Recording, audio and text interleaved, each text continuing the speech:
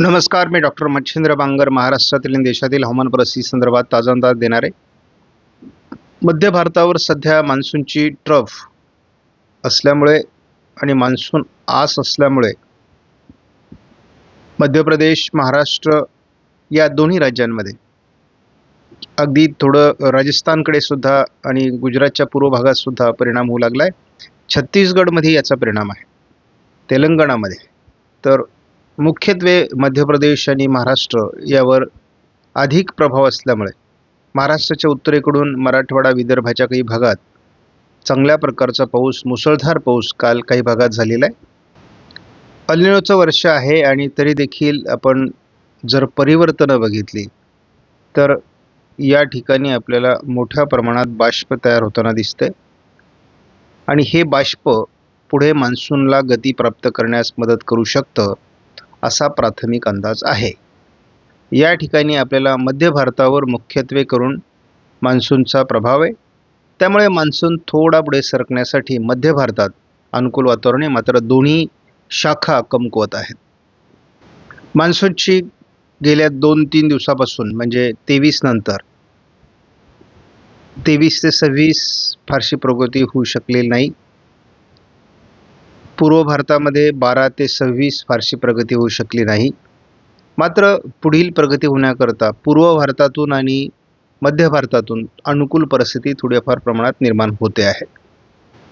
आज भारतीय हवामान खात्याने दिलेल्या अंदाजानुसार महाराष्ट्रामध्ये येलो अलर्ट असून दक्षिणेतील आणि पूर्वेकडील सर्व राज्यांमध्ये काही राज्यात ऑरेंज अलर्ट तर काही ठिकाणी येलो अलर्ट देण्यात आला आहे. उत्तर भारतात मात्र पावसाचा प्रभाव अजून पोहोचलेला नाही. उत्तर प्रदेशमध्ये सध्या उष्णतेची लाट कायम आहे, मात्र आता या ठिकाणी लवकरच पावसाळी परिस्थिती पोहोचत असल्यामुळे या ठिकाणची उष्णतेची लाट देखील कमी होईल. ज्या भागात मान्सून अद्याप पोहोचलेला नाही त्या भागामध्ये पावसाची उघडीप दाखवण्यात आली आहे. बाकी मान्सून पोहोचलेल्या भागात पावसाचा अंदाज देण्यात आला आहे. हा 28 तारखेचा अंदाज आहे. तीच परिस्थिती आपल्याला 29 तारखेला देखील दिसते आहे. 30 तारखेलाही पावसाचा जोर कमी होतोय, परंतु प्रत्यक्षात जेव्हा 30 तारीख उजाडेल तेव्हा मात्र आपल्याला हा अंदाज बदललेला दिसेल, कारण मान्सून थोडा प्रगती करेल आणि त्यामुळे पुन्हा एकदा अनेक राज्यांमध्ये पावसाला सुरुवात होईल. महाराष्ट्रात देखील 30 तारखेला काही भागात पाऊस कमी होण्याची शक्यता व्यक्त करण्यात आली आहे. 1 जुलैला मध्य भारतावर आणि पश्चिम भारतात बहुतांश राज्यांमध्ये महाराष्ट्रासहित पाऊस उघडण्याचे संकेत दिलेत. तोच अंदाज 2 तारखेलाही कायम आहे. पावसाचं प्रमाण कमी झाल्याने उत्तर भारतामध्ये, उत्तर प्रदेशमध्ये खास करून उष्णतेची लाट आहे. बाकी महाराष्ट्रातील उष्णतेची लाट मान्सून पोहोचल्यानंतर बऱ्यापैकी कमी झाली आहे. काल भारतामध्ये अनेक राज्यांमध्ये पाऊस झालेला आहे. त्यात महाराष्ट्रात खास करून मराठवाडा, विदर्भ आणि कोकण या रिजनमध्ये पाऊस दाखवलेला आहे. मात्र पर्जन्य छायेच्या प्रदेशात फारसा पाऊस झालेला नाही. या ठिकाणची परिस्थिती स्पष्ट दिसते. 26 तारखेपासून 3 जुलैपर्यंत विदर्भाचा भाग वगळता महाराष्ट्रात सेफेसने चांगल्या पावसाचा अंदाज दिला आहे आणि दोन्ही समुद्रात वातावरण पोषक असेल. पुन्हा एकदा मध्य भारतावर अतिशय प्रभावी अशा प्रकारचं वातावरण 3 जुलै ते 10 जुलै बनण्याचा अंदाज देण्यात आला आहे आणि महाराष्ट्रात बऱ्याच भागात अतिवृष्टीची शक्यता व्यक्त करण्यात आलेली आहे. शिवाय संपूर्ण भारताचा विचार करता महाराष्ट्रामध्ये चांगल्या प्रकारचं पावसाळी वातावरण आपल्याला 10 तारखेपासून 17 तारखेपर्यंत देखील CFS मॉडेलने दाखवलं आहे. आपण बघतो या ठिकाणी एक हलकी चक्राकार स्थिती आहे. उद्या 28 तारखेला या चक्राकार स्थितीचा महाराष्ट्रावर परिणाम होण्याची शक्यता आहे. 30 तारखेला एक चक्राकार स्थिती बिहारवर तयार होईल. 3 जुलैला या भागामध्ये एक वादळी प्रणाली विकसित होण्याची शक्यता आहे, जी 4 तारखेला मध्य भारताकडे सरकण्यासाठी अनुकूल परिस्थिती दाखवली आहे. एक हलकी चक्राकार स्थिती या भागात असल्यामुळे तिचा महाराष्ट्राच्या हवामानावर परिणाम होईल असा JFS मॉडेलचा अंदाज आहे. आणि आता सध्या आपण विदर्भ, मराठवाड्यावर पाऊस बघतोय, तर हा देखील त्याचा परिणाम आहे. आणि आजपासून कोकण किनारपट्टीला पुन्हा पावसाळी परिस्थिती सुरू होणार आहे. या चक्राकार स्थितीचा महाराष्ट्रावर परिणाम होण्याची शक्यता 28 तारखेला देखील दाखवण्यात आली आहे आणि महाराष्ट्रात बऱ्याच भागात जोरदार पाऊस देखील होऊ शकतो. महाराष्ट्रात पावसाचा अंदाज 29लाही कायम ठेवण्यात आला आहे JFS मॉडेलनुसार. JFSने महाराष्ट्रात 30 तारखेला देखील जोरदार पावसाचा अंदाज दिला आहे. नव्याने चक्राकार स्थिती बिहारच्या दरम्यान तयार होऊ शकते, परंतु महाराष्ट्रावर त्याचा देखील 1 जुलैला परिणाम असण्याची शक्यता आहे. शिवाय पश्चिम किनारपट्टी, कोकण किनारपट्टीला जोरदार पावसाळी वातावरण तयार होईल. आपण बघतो कोकण किनारपट्टीला पावसाचे प्रमाण 2 तारखेला वाढण्याचे संकेत देण्यात आले आहेत. 3 तारखेला देखील नवीन चक्राकार स्थिती किंवा हवामान प्रणाली विकसित होत असल्यामुळे भुवनेश्वरच्या दरम्यान तिचा सुरुवातीला उदय होईल आणि याचा परिणाम कोकण किनारपट्टीला मुसळधार पाऊस 3 तारखेपासून सुरू होईल. JFSने दाखवलेली एखादी सिस्टम खरंच निर्माण होईल का याविषयी शंका असते, परंतु आपण भविष्यात बघूयात. या ठिकाणी एक चक्राकार स्थिती आहे आणि एक नव्याने या ठिकाणी विकसित होण्याची शक्यता आहे. कोकण किनारपट्टीला मुसळधार पावसाची शक्यता 4 तारखेलाही आहे. 5 तारखेला देखील एकापाठी एक 2 चक्राकार स्थिती विकसित होत आहे. दोन्हींचाही महाराष्ट्रावर परिणाम होण्याची शक्यता आहे. कोकण किनारपट्टीला देखील जोरदार पाऊस होण्याची शक्यता आहे. पहिल्यांदा JFS मॉडेलने या सिस्टम महाराष्ट्रावर परिणाम करताना दाखवलेले आहेत. त्यामुळे मुसळधार पाऊस महाराष्ट्रामध्ये भविष्यात होऊ शकतो असा अंदाज आहे. जुलैचा पहिला आठवडा हा महाराष्ट्रात मुसळधार पावसाचा असू शकतो. मान्सून सध्या मध्य प्रदेशमध्ये थोडी प्रगती करू शकतो असा अंदाज आहे. 28 तारखेला देखील मध्य प्रदेश, महाराष्ट्र जोरदार पाऊस होईल. उत्तर महाराष्ट्र, मध्य महाराष्ट्र, पश्चिम महाराष्ट्र, मराठवाडा, विदर्भ, कोकण पावसाळी वातावरण आहे. कोकणात मुसळधार पावसाची शक्यता 28 तारखेपासून आहे. 29 तारखेला विदर्भ, मराठवाडा, उत्तर महाराष्ट्र, मध्य महाराष्ट्र, पश्चिम महाराष्ट्र, कोकण पावसाळी प्रमाण वाढेल. थोडं सह्याद्रीच्या पर्वतरांगांच्या पूर्व भागात पावसाचं प्रमाण कमी राहण्याची शक्यता आहे. पर्जन्यछायेचा प्रदेश 30 तारखेला देखील आपण बघतो विदर्भ, मराठवाडा, पश्चिम महाराष्ट्र, उत्तर महाराष्ट्र आणि कोकण पावसाळी परिस्थिती आहे. परंतु पर्जन्यछायेचा जो काही भाग आहे या ठिकाणी थोडी कमी दिसते. 1 जुलैला मात्र हवामानात बदल होतोय. कोकण आणि पूर्व विदर्भ पावसाचं प्रमाण वाढतंय. हलका ते मध्यम स्वरूपाचा पाऊस पश्चिम महाराष्ट्र, मराठवाडा, उत्तर महाराष्ट्र, मध्य महाराष्ट्र होईल. 2 तारखेला देखील अतिशय उत्तम अशा प्रकार वातावरण तयार होतंय आणि यामध्ये आपण बघतो मोठ्या प्रमाणात कोकण किनारपट्टीला पाऊस होण्याची शक्यता आहे. पूर्व विदर्भात पावसाचं प्रमाण वाढणार आहे आणि आपण या ठिकाणी बघतो की मान्सून पूर्वेकडून सुरुवातीला प्रगती करेल असं दिसतंय आणि थोडाफार प्रमाणात तो वारे पुढे सरकल्यामुळे गुजरातमध्ये देखील 2 तारखेपर्यंत प्रभाव पाडेल असं दिसतंय. 3 तारखेपासून महाराष्ट्रात सर्वदूर पावसाची शक्यता वाढते. पूर्व विदर्भ आणि कोकण मुसळधार पावसाची शक्यता आहे. 4 तारखेला देखील मान्सून बऱ्यापैकी प्रगती करणार आहे.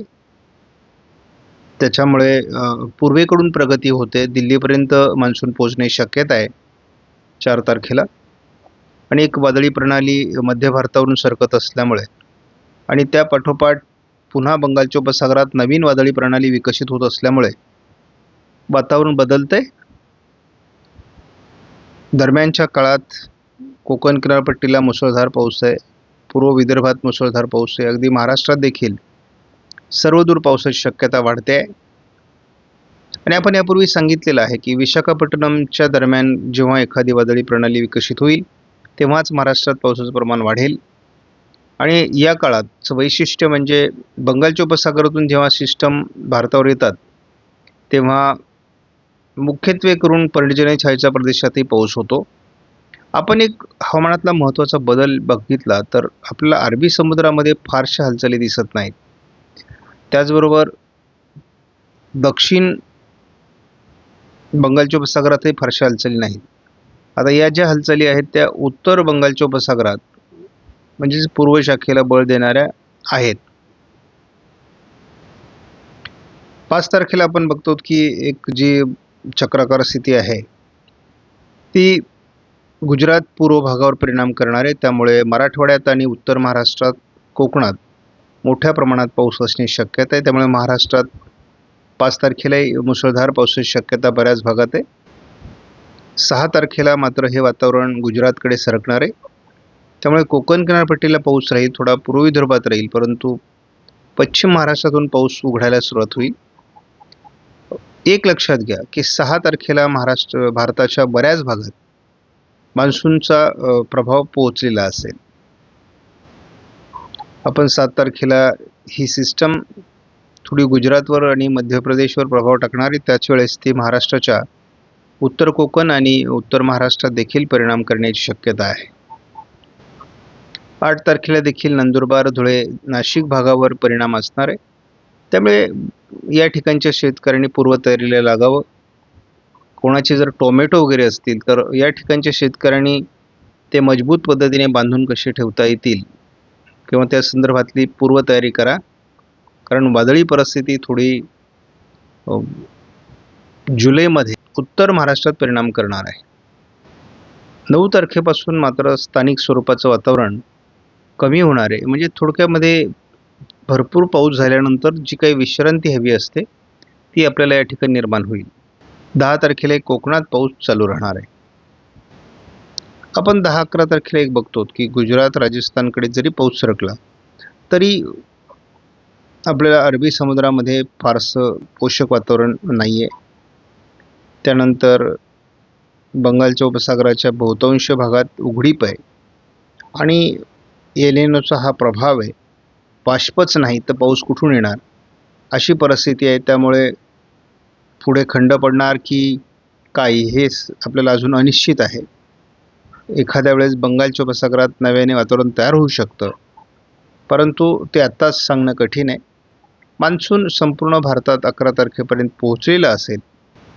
आपण जेव्हा पुढील पंधरवड्याचा एकत्रित अंदाज बघतो तेव्हा स्पष्टपणे जाणवतं आहे की या भागामध्ये चांगल्या प्रकारचा पाऊस अपेक्षित आहे. त्याच वेळेस आपल्याला या भागामध्ये देखील पावसाचं प्रमाण अधिक राहण्याची शक्यता आहे. विदर्भामध्ये देखील बऱ्यापैकी पाऊस या दरम्यान होईल असा अंदाज आहे आणि आपल्याला दिसते की हा जुलैचा पहिला प्रभाव हा मध्य भारतावर देखील किंवा खास करून पश्चिम महाराष्ट्र, मध्य महाराष्ट्र, मराठवाड्यालाही साथ देईल असा अंदाज आहे. इथले अकोला, यवतमाळ, वाशिम, हिंगोली, परभणी, नांदेड, वर्धा या भागात थोडं पावसाळ्यातून रात्री होतं. कोकण किनारपट्टीला आता हालचाली सुरू झाल्या आहेत. नव्याने पावसाचं वातावरण आजपासून सुरू होईल. आज रत्नागिरी, सिंधुदुर्ग भागामध्ये पावसाचं प्रमाण वाढणार आहे.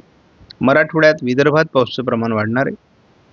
त्यामुळे आजही कालप्रमाणेच अकोला, अमरावती, वाशिम, यवतमाळ, नागपूर, भंडारा, गोंदिया, चंद्रपूर, गडचिरोली, वर्धा, यवतमाळ, अगदी नांदेड, परभणी, जालन्यापर्यंत चांगला पाऊस, जळगावमध्ये चांगल्या पावसाची शक्यता आहे. त्याचबरोबर आता पहिल्यांदा कोल्हापूर, सांगली किंवा या एकदम वातावरण बदलते. उत्तर महाराष्ट्रात पावसाची शक्यता आज वाढते. म्हणजे महाराष्ट्रात एकूणच पावसाचं प्रमाण आज वाढू शकतं, कारण एक हलकी चक्राकार स्थिती ही तेलंगणा आणि महाराष्ट्रावर आहे आणि ही चक्राकार स्थिती महाराष्ट्राला पाऊस देणार आहे. त्यामुळे पश्चिम महाराष्ट्रातही पाऊस होऊ शकतो. एकदम पोषक स्थानिक वातावरण आहे. कोकणात आज रात्री पावसाचं प्रमाण वाढेल. उत्तर महाराष्ट्र, मराठवाडा या ठिकाणी पावसाचं प्रमाण 28ला असणार आहे. त्यामुळे कोकणात देखील मुसळधार पाऊस दक्षिणेकडून सुरू होऊ शकतो.